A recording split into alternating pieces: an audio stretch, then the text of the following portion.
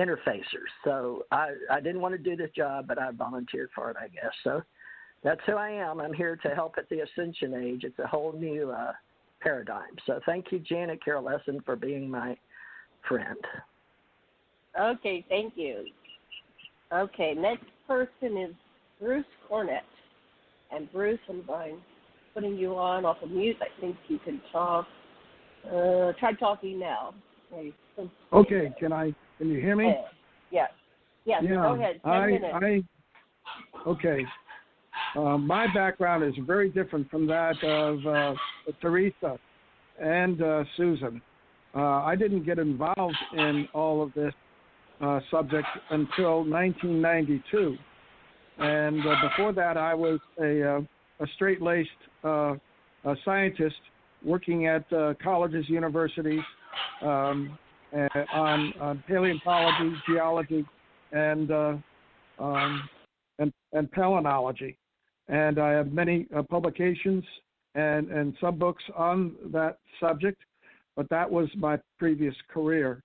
Now I am doing writing about my experiences since 1992, when my career took a sharp, hard right-hand turn.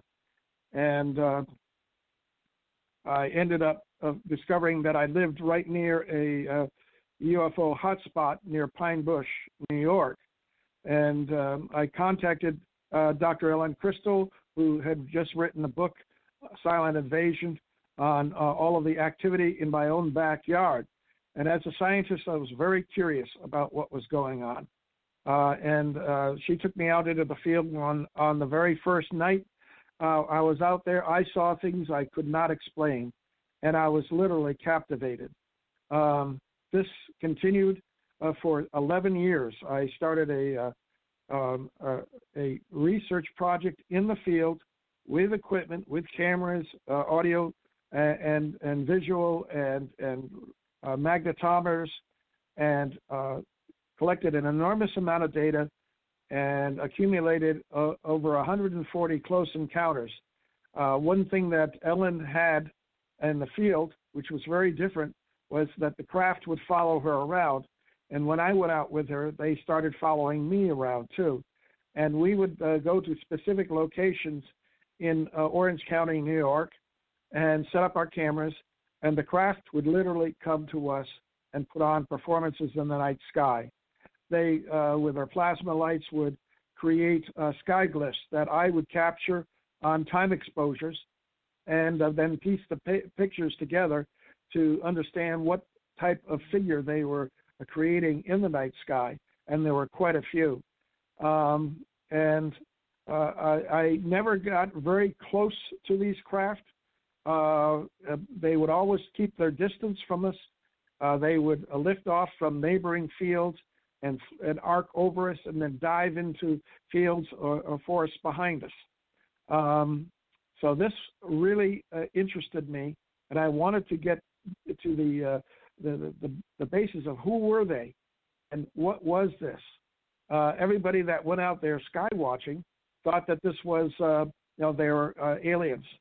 And in my 11-year research, I was able to accumulate enough information to say to exclude the possibility that we're dealing with some faction of the U.S. military, perhaps working with the ETs. But the technology that I saw and experienced in the field was extraordinary by any means. They were able to read my mind when I was taking pictures and know exactly when I was opening and closing my shutter of my camera, and they would move and make movements in the night sky to coincide with those opening and closing of the shutter. So I was able to do experiments and determine that there was a telepathic communication, and I don't know of human pilots that are capable of doing that. In addition, I was able to determine that these ships, which were mostly angular ships, they were not round. Some of them were like the Tic Tac, but most of them were triangles and diamond-shaped craft. The manta ray was huge, about the size of a 747. But what was extraordinary is that these craft would come out of the ground and they would dive into the ground into an underground base in a local area there, about 8 miles from Stewart Air Force and Army Base and International Airport near Newburgh, New York. So we had a lot of commercial air traffic and military air traffic flying over us, and these crafts would mimic the lighting, the navigation, night lights, hazard lights of these conventional aircraft. They would also produce sounds that would attempt to create audio camouflage, and they were quite successful at fooling the people on the ground. When they would hear the sound, they would say, "Oh, that's just a jet." But my analysis and recordings and frequency analysis showed that they were not normal jet sounds. They were synthetic sounds composed of at least 12 different frequencies, and they disobeyed the normal Doppler effect. They were reverse Doppler, and that has since been shown to be a product of anti-gravity craft. So that was a smoking gun that these craft were indeed not built by humans. And so I recently published a book called Unconventional Aerial Phenomena in the Hudson and Wallkill River Valley of New York. It was published in 2019, and you can buy it at Amazon.com. There are also hundreds of web pages that I generated since the late 90s, one for each of the encounters that we had in the field.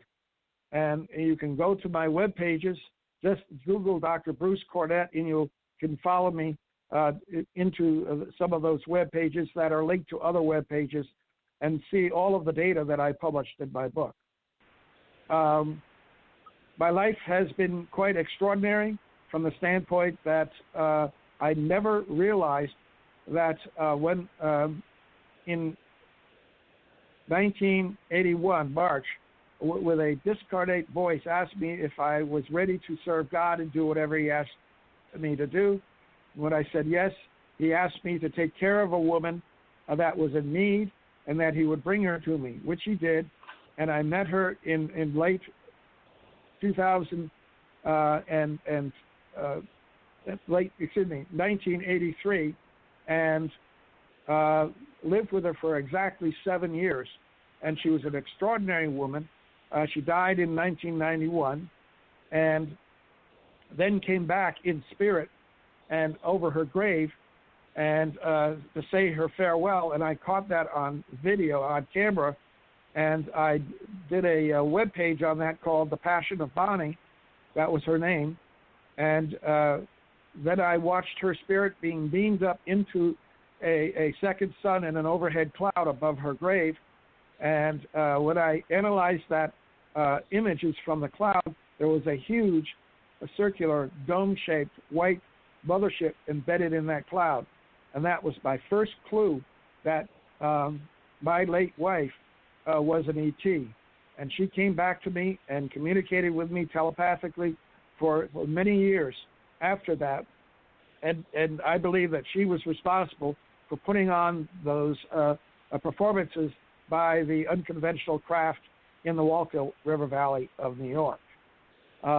So I'm basically here to back up all the other guests on the show with actual physical data that had been analyzed scientifically. Great. Well, thank you very much, Bruce. Okay, good timing here. Okay, this next round, what we're going to do, I'm going to go back to Richard, who we've not met yet, Bruce, but I'm going to ask a question. Richard's going to ask a question of his own making. Oh, let me get this switched over. Okay, 1 second here. And we're all going to answer it. And I'd like everybody to keep their question down, their response down to 2 to 3 minutes, because that way we'll get 3 or 4 questions done in the course of the show. And Richard, you go first, ask the question, and answer your own question. Take it away, Richard. Okay. Good evening, everyone. Not like putting once you on again. the spot, huh? But go ahead. Well, that's okay. I can handle it. No problem. Okay, my question is this. How long, to all of the panel's very, very extensive knowledge, have ETs and extraterrestrials been involved with the planet Earth? Okay. And in answer to that, do I now? Yeah, yep. You answered your own question now. Mm-hmm. Okay, so now I get to answer my own question? Sure, and then we're going to have everybody else answer. Oh, okay. All right. Well, my answer to the question is, roughly speaking, about generationally speaking, 50,000 years, roughly speaking, give or take. There have been many wars for the planet, as mentioned by our other panelists. There are still ongoing wars in the seventh dimension that are being carried on outside the expertise of experts here on the ground, as well as sensitives such as myself and all of the other panelists, obviously.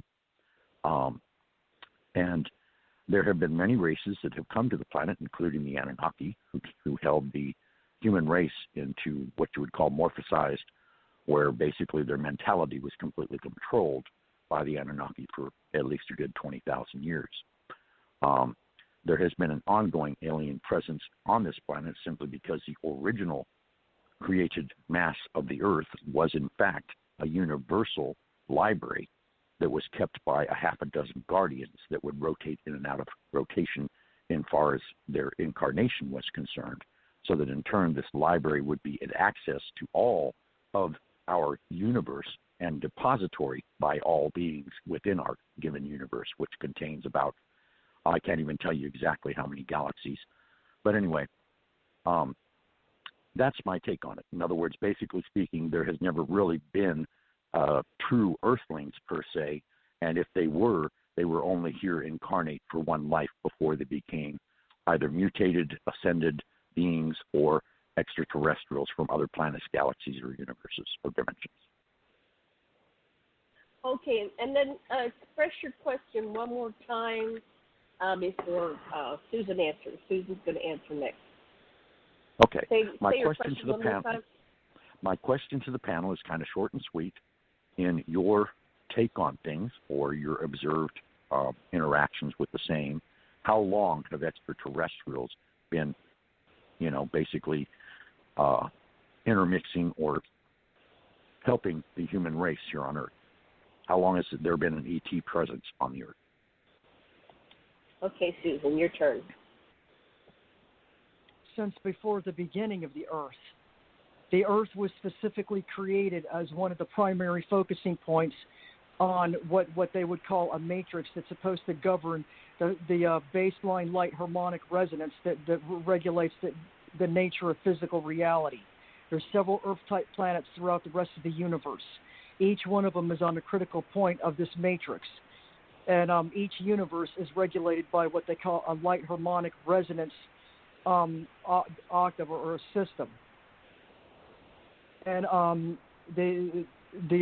so I understand it was multiple races that created the Earth. It was the Orion Council, mostly the master and creator beings from there, and maybe some from Sirius, and maybe some from, I want to say Andromeda or Pleiades. I'm not sure. Some of them, the common progenitors that are down here, and they got a large number of people that are following them, like the Palladians, the Arcturians, the Sirians, all that, had a hand possibly in creating the Earth.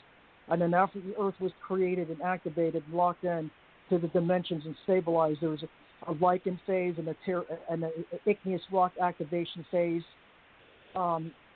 terraforming phase. That's where the Bigfoots come in, because they're a terraforming type race that works with various different alien races in the universe. And then after the Earth was created and stabilized, there was 2 or 3 indigenous human colonies on the Earth itself. I know others say that there were 7 root races and stuff, but I think there was like 3 major indigenous human races, which means that their planetary identity matched their soul identity, because every planet has a planetary identity, and then as governed by the central planetary energy vortex. And then 5 human colonies were supplanted here. Right after Zeb Tepi, which would be called the golden time. That was when